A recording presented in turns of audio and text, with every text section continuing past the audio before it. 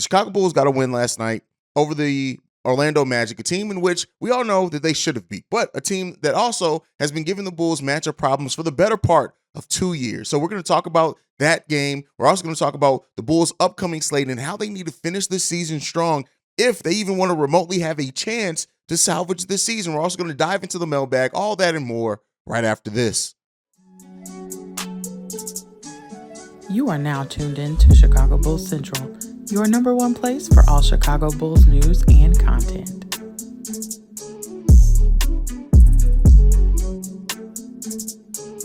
All right, Bulls fans, welcome to Chicago Bulls Central. I'm the host here, Hayes. You can follow me at CEO Hayes. And the Bulls took care of business last night against the Orlando Magic that saw the Chicago Bulls Big Three combined for 90 points, while the Magic starters alone, all five of the starters only combined for 41 points. That right there is the type of game that the Bulls need to have. Now, yes, we did allow the Orlando Magic to come back in the game. They got the lead down to low. I think it's 5 or 6 at one point in the game, but the Bulls never gave up the lead in whole. They responded very well, and they went on a great run in that game to end up winning it big time. We already talked about the Big Three and how they combined for 90 points, but DeMar and Zach both having 32 points on fairly efficient shooting. Zach 11 for 18, DeMar DeRozan 11 for 14. DeMar also being 5 of 5 from the three-point line, something we don't see from DeMar a lot. DeMar also chips in 8 assists, 1 block in that one. Zach LaVine, he has 3 rebounds, 1 assist, and only 1 turnover to go with his 32 points. But Nikola Vucevic,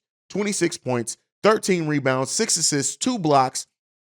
That was the game we needed to see from the Big Three. But then when you factor in also getting a big output from Patrick Williams, 8 of his 16 points coming in the fourth quarter for the Chicago Bulls, and he also chips in 6 rebounds, 2 assists, 1 steal, and 1 block. Listen, the Bulls took care of business in a way that they just needed to take care of business, in a way that we needed and deserved to see from this team. The question isn't if the Bulls can do it.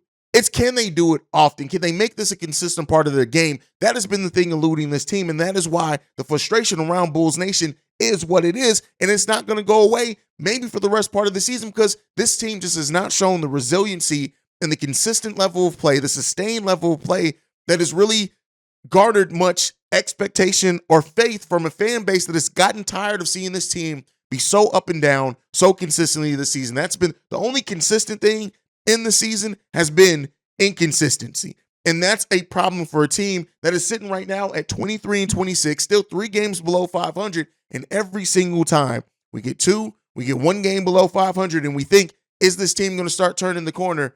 They don't take care of business. Now, in this game, the Orlando Magic's bench outscores their starters with over 60 points coming from the bench. Mo Wagner and Cole Anthony going over 20 points alone. Jalen Suggs also chipping in 11 points. Listen, there was a point in this game where Mo Wagner and Cole Anthony looked like the new coming of Shaq and Kobe. They just went on this wild stretch, and it was so frustrating, and it was almost traumatic because the PTSD as Bulls fans, as we're used to seeing this team give up these huge leads, it definitely set us there. But the Bulls were able to hold on, and then get kudos for being able to hold on, scoring 30 points in every quarter of this game, 30 points or more in every quarter of this game but the first quarter. That is how we need to see. This team can execute on offense.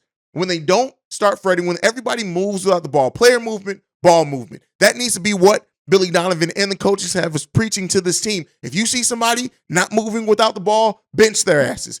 Take them out of the game, sit them down for 3 to 5 minutes, and let them realize and watch other players move without the ball. That's what needs to happen. That's how you breed a culture in a team. This team is not doing it. They haven't done that consistently. But again, I don't want to crap on the Bulls. They got to win, a much-needed win. I put on a Bulls hat. Still not wearing full Bulls merch. We'll see how they do next week. But, at the end of the day, it's this. I just want, and we as Bulls fans deserve to see this level of effort every single night from the Chicago Bulls. Yes, they did the usual Bulls thing, giving up a big lead, but they were still able to win big, winning by almost 20 points in this game. And that is what we need to see from this team against these sub-500 teams. And that's really what it boils down to. And looking at where the Bulls currently sit, and the Bulls have a tall test in front of them. And I want to really kind of bring home why when we say the Bulls have to play with this intensity, every single game matters. This is why I originally came up with that term, they have to win the week. Almost every week from now on out, because the Bulls sit currently at 23-26. We have 33 games left on the season. Just for the Bulls to finish at 500, they have to go 18-15 over the back half of this season. And if they want to be above 500, what does that mean? That means that they are going to have to win 25 to 28 of their last 33 games. And we know with this Bulls team, it'd be crazy to expect this Bulls team and to think this Bulls team is capable of only losing 5 games on the back half of the season. The likelihood of the Bulls finishing above 500 is highly unlikely. The likelihood of them finishing at 500 is still highly unlikely. This team is destined for a play-in. It just is what it is. Now, if the Bulls come out and they have another solid month, keep in mind the Bulls over a little bit over a month. I think in the month of January they're 8-4, but in the last 20 games the Bulls are 12-8 in the last 20 and 4-2 in their last 6, seeming like they're starting to go in that direction. Yes, the losses have been terrible losses, and they deserve to be criticized and held accountable for how they're losing some of these games.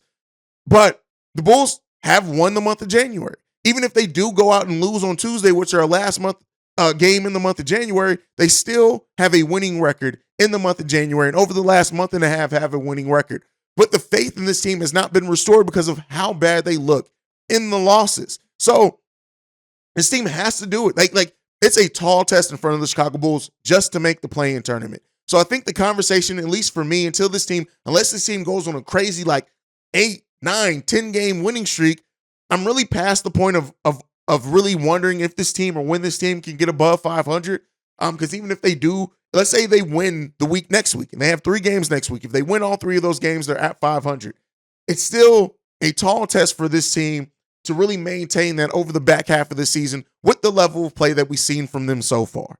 Now, if they can change my mind on that, shout out to them. It's all going to be told on the court. But when we say, you hear other content creators and Will Purdue say the urgency, every single game matters now, it's because of that. 33 games left, and you have to go 8-15 just to be at 500. Just to be at that. This, like I said, teams play-in bound to me. I think they really missed that window, losing those 2 games in a row, losing the 3 before that, after a winning streak, that really kind of shot this team in the foot of their chances and me to avoid the play-in. This team is play-in bound. The question is can they start sustaining a level of play that we can go into the play-in with some level of confidence? That's the biggest question there. Not too confident of it, in my opinion, but we'll see. The parity in the NBA, we know what that is. All it takes is one team to trade away or decide that they want to go tanking, things like that. And we'll see what ends up happening with this team. Still don't think any type of major moves coming down the pipeline. But if I'm wrong, I'm wrong. And it'll all remain to be seen in the way that the Bulls play. Now, in the upcoming week for the Chicago Bulls, we're going to talk about this week before we get into the mailbag. Bulls have a 3-game homestand. Every game at home for the Chicago Bulls in the next stretch of games, which should bring a level of confidence, right? You get some home cooking. You don't have to travel. The Bulls have been one of the most traveled teams in the NBA. And after this week, they go right back to back-and-backs. But what's for focusing on this week, they play Tuesday, Thursday, Saturday. They have a day of rest between every single game and 2 days of rest right now between when they play next. But after Tuesday, at least a day of rest between every game they play next week, meaning they're at home. No excuses. No excuses for the lackadaisical energy. No excuses for the flat second halves. No excuses for the bad third quarters. No excuses for being outworked. And we're going to see how this team, the Charlotte Hornets game, that is a revenge game after they just beat you. Portland, Clippers, those are both winnable games. These, again, games that the Bulls very well can win. The Clippers are starting to play better. This is another team that could present some matchup issues, but the Bulls need to execute. And coming into this next set of home games for the Chicago Bulls after they've been on the road, I wish that we were riding into this with more confidence, right? But we don't. And the Bulls need to take care of business over the next week. If they can go 2-1 over the week, shout out to them. They'll still be below 500. But winning the week is the key thing for the Bulls going forward. And we'll see. We'll see if see if they restore our faith in them. I know a lot of people, me included, aren't necessarily too hopeful, but the Bulls can do it. We know that they have the skill and the talent level to do it. The biggest question is, will they do it? All right, let's go ahead and jump into the mailbag. This first voicemail, this one is from Shay. What's up, Hayes? This is Shay. You know, I hear a lot of people, and I heard you say a lot of things about Ayo DeSumo's and Patrick Williams' slow start, up and down start this year. And I'm here, I've analyzed it, and I've came to this one conclusion. You know, this is the first season that both of these guys have had a consistent role at a certain position. Think about it. Last year, Io DeSumo came in. He thought he was going to be like a bench player that wasn't going to get any minutes like Dalen Terry currently is right now. And then he became a good bench piece, and then he became a starter for some games. You know, this is really the most consistent role that he's ever had in his NBA career. Now, I know what you're saying. He's in a bit of a slump, and he's been performing better last year, but you got to think about it. Was he a starter at the beginning of the season to start out last year? No, he wasn't. It was Lonzo Ball. He wasn't really, when you think about it, last year he was really the third backup point guard.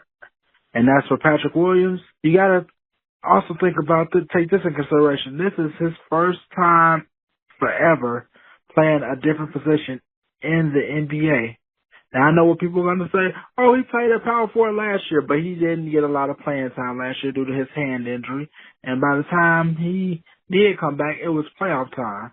So really, you got to think about it. This is the first real consistent year that both of those guys have had, and I think that both of them are kind of getting adjusted to it. And I know what some people are going to say, oh, you can't make excuses for Patrick Williams at this point. You kind of can, because this is a new situation, and then he really didn't play last year. And Io DeSumo as well, you know. He's a full-time starter and a full-time point guard when really he wasn't really full-time last year. Anyway, tell me what you think. Peace. All right, so Shay talks about Io and Pwill not having kids. I fight back on Io a little bit. Yes, he came into the season not expecting to be a starter, but he did start over 40 games, which is almost half the season last year for the Chicago Bulls. But there is something to be said. Sophomore slump. He's still not playing the best. Yes, he came into the season as the starting role. He lost that starting position for a couple of games, but went right back into that. What I'm saying with this, when it comes to Io DeSumo, for me, it's just simple. Give us the defense you gave us last season. Yes, I would like to see Billy Donovan put him in better situations so we can see the score that we saw in Io in certain flashes and in college, but this is not going to be his role on this current team, in my opinion. It's just, he's not going to do it. So he's going to have to find a way to pick his spots. He's going to have to stop missing shots at the rim, and he's going to have to hit these wide open threes and take those more confidently. Yes, he's not a shooter. He was a scorer in college, not a shooter, and they kind of are forcing, just by the nature of the big three on this team, forcing him to be a shooter at times, but he has to find a way to fit in. But the biggest thing to me is wanting to see Io DeSumo regain that defense consistently. We've seen flashes of it. Even recently, we've seen flashes of that. We need to see a little bit more consistent. Now, as far as Pwill, yes, moved to a different position, moving to the four, didn't get to play a lot of it last season. All those things that Shay said is correct there. But I also think that one of the biggest things and concerns for Patrick Williams at the start of the season is that the thing that he hung his hat on his rookie year, the defense regressed. And it regressed in a big way at points in this season. Now we're starting to see it come back along. And we're seeing that confidence. And even seeing Patrick Williams last night dunking and taking Paolo off the dribble and then keeping his hand up, building in that confidence. That's what you want to see. A Pwill that gains confidence and then goes to being aggressive. I think people so often with Patrick Williams talks about aggression, but you have to be confident first before you can be aggressive. If Patrick Williams can start building that confidence, and then that confidence can then turn into aggression, we can see it. I think people see the talent in Patrick Williams. We just need him to understand it. We need him to understand how damn good you can be when you play with a certain level of energy. Last night, moving to the basket, getting putbacks, things like that. That's the Patrick Williams we need to see. And his shooting. Patrick Williams is probably the best three-point shooter on this team by percentage, I think. And then on top of that, and we're seeing him gain confidence in that. Patrick Williams, even when he's not hitting the three, he's taking it confidently now. That's what we need to see from Patrick Williams. And that is going to be a dangerous part of this rotation for the Chicago Bulls if we can see that consistently. And, the thing with Pwill to me is this, is that once he realizes his combination, yes, he doesn't have the best lateral speed, but his combination of his quick and tight dribble, and if he can get that shot off a little bit faster, at the four can make him a dangerous prospect. He just has to understand that. I think the coaching staff also has to put him in positions to kind of build that confidence. But great point by Shay. You guys can let me know what you think on that one down below. Let's get into this next one. Here we go. What's up? Hey, Noah from Israel here. So I think that we should blow up the team, and I will explain why. I think this team cannot become a contender with any incremental improvements. Show me a set of incremental improvements that would make us a contender in 1 or 2 years.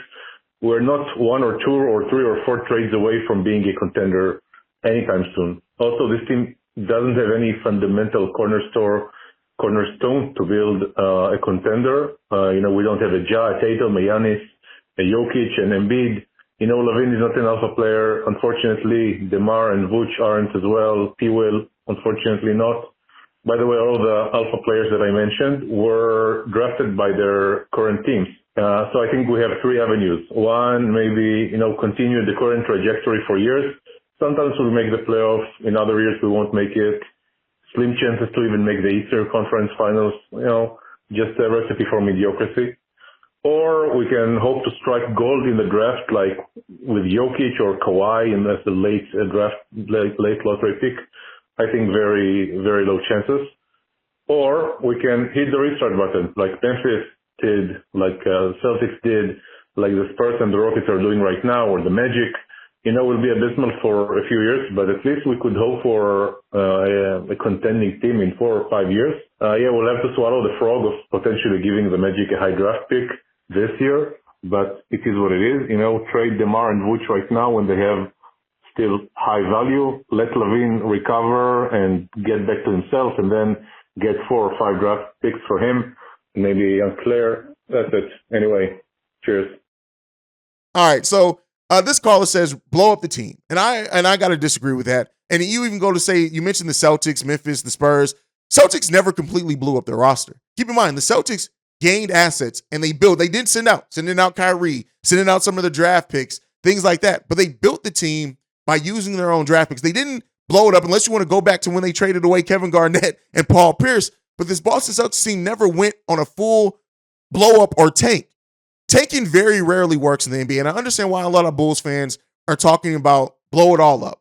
It's not going to work. Look at the Philadelphia 76ers. The Sixers tanked for all those years, and they got one piece. And I get it. That's all you need. They got Joel Embiid, but what have they really accomplished even by doing that?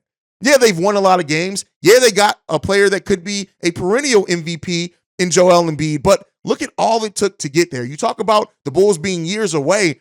That took years for the Bulls to get that piece and then build a team around it. The Sixers to get that piece and then build a team around that piece. So very rarely when you have talent on a roster, you want to try to add to that roster. Yes, it's going to take longer. And there is no clear 1, 2, 3 trade, but that's to be said with every team in the NBA. There's no 1, 2, 3 easy tank years that all of a sudden you're going to be a championship contender either. And when you look at AK and Eversley, yes, they want to keep this team competitive. I do think that, them trying to go for veterans other than young players, it worked some, didn't work some. I think that, having a scrappy young team, there is something to be said with that. But that is why this team is now being so protective with their first round picks. So I don't think blowing it all up is the answer. Could they move one of the big three? I definitely think that could be once they take a look and evaluate this team in a full offseason. But blowing it all up isn't the answer. The Spurs didn't blow it all up. Yes, they traded Kawhi, but then look, they slowly built up off their draft picks. Yes, they ended up trading away DeJounte, getting a lot of draft picks back for them. But even the Spurs never went into a full tank. They just were a bad team, yes, but it went there naturally. The Memphis Grizzlies, again, I wouldn't say that the Memphis Grizzlies completely blew it up. They eventually traded Mike Conley away, but that was after they got Ja Morant. And they had a lot of other pieces still on that team. So I get it what you're saying, and I understand the mindset. It's just not likely. Hitting the reset button for this team is not something that's going to happen. Not in the way that a lot of Bulls fans want. And that's just my opinion on that one. Let's get into this next voicemail. This one's from Josh. Hey, Hayes, it's Josh Rosen again. I'm calling after the Bulls beat the Magic. I also just watched the Lakers lose to the Celtics in overtime. That was tough after that missed foul on LeBron. Anyways, as we know, this game was we should have won this game, so good for the Bulls for beating a team that's under 500. It's a great accomplishment.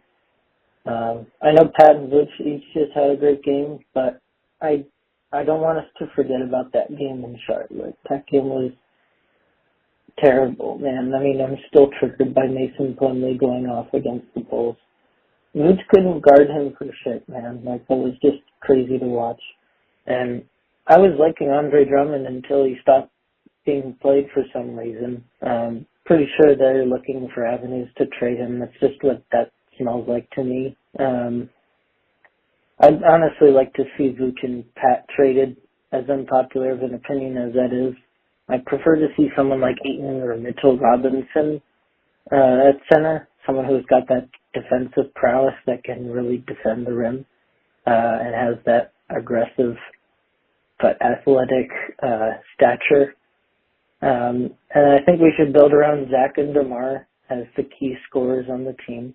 Keep AC because honestly he's necessary for a championship level team. And we should get rid of Billy Donovan. I think we need a coach because he's not the coach that will help us win a championship, to be very honest. Every single thing we do, we have to think about everything that the Bulls have to do. Every move the Bulls make has to be with the intention to win a championship, not just be a first-round knockout. So getting rid of Billy Donovan, getting a coach that knows a little bit more about what they're doing, maybe send him to a team that is rebuilding, but no, we need a championship level coach and championship level center, I think. And I don't think Vooch and Pat fit on the team anymore. So anyways, keep your head up and keep watching the videos. Yeah, I'll see you later. All right, Josh brings a lot of the common, really critiques and valid ones for the Chicago Bulls. Getting rid of Billy Donovan is not happening.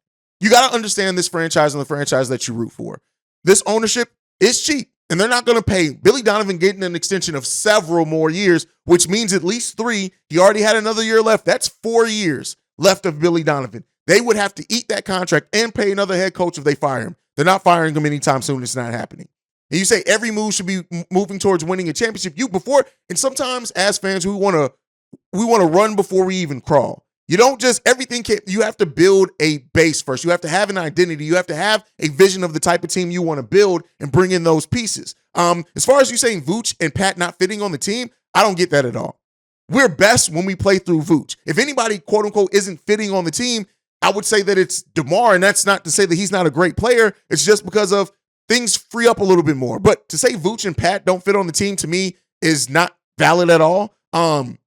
It's just Billy Donovan using Vooch in the proper ways. And that's another thing, too. While the last 2 calls have been about blowing it up and things like that, I said this analogy, and I think I said this, I can't remember where I said it, but you can give somebody the best ingredients in the world. If they don't know how to cook, the meal's still going to be shit. And so this idea and concept of let's just move, every move needs to be built towards this, we still got to build a base of being a perennial playoff team. And we haven't done that. We're right back now to the plane. Yes, the up and down, jump and start with the team is frustrating. And I do think that AK needs to do something with this roster by the start of next season. It may not come at this trade deadline. And something needs to happen, but you don't build a championship roster by making huge moves every single offseason and every single trade deadline. You have to evaluate, right? That's being a reactionary GM if you do those things. If you're just trading every year, making huge trades at the trade deadline, trading away big pieces, you need to build a base. And the base that AK tried to build is flawed. And you can make adjustments to that. And we'll see what AK does. There are some mistakes that AK absolutely made in this stretch. And there are some things that he has that are pieces that can be on the team. But as far as like saying Pwill doesn't fit on the team, Pwill is absolutely one of those pieces that fits on any team. That is why AK drafted him, is that he can, especially if he ever finds a way to be aggressive. Pwill offers that skill set that really builds a lot of flexibility in how you can build the rest of the roster around it. So Dalen's another piece that you could say that to. Iowa's another piece that you can say that to as well. So we'll see what this team does. But before you can get to every move being towards building a champion, going towards a championship, you have to first build a solid team. You have to first build a style of play. You have to first build just being a consistent level of heart. This team is missing a leader drastically, but you don't often get those in the trade market. So let's see what this team ends up doing. Let me know what you guys think on all that down below. Make sure you're following the show at Bulls Central Pod. You can send us any feedback, questions, comments, concerns. BullsCentralPod@gmail.com. Lastly, if you want to leave a text and or voicemail, the number to do so, 773-270-2799. We are the number one spot for everything Chicago Bulls related because of you guys. And like 10, everything on Go Bulls. Love you guys. If we can see red, see red. Otherwise, I'll see you guys tomorrow. Peace. This has been a presentation of the Break Media.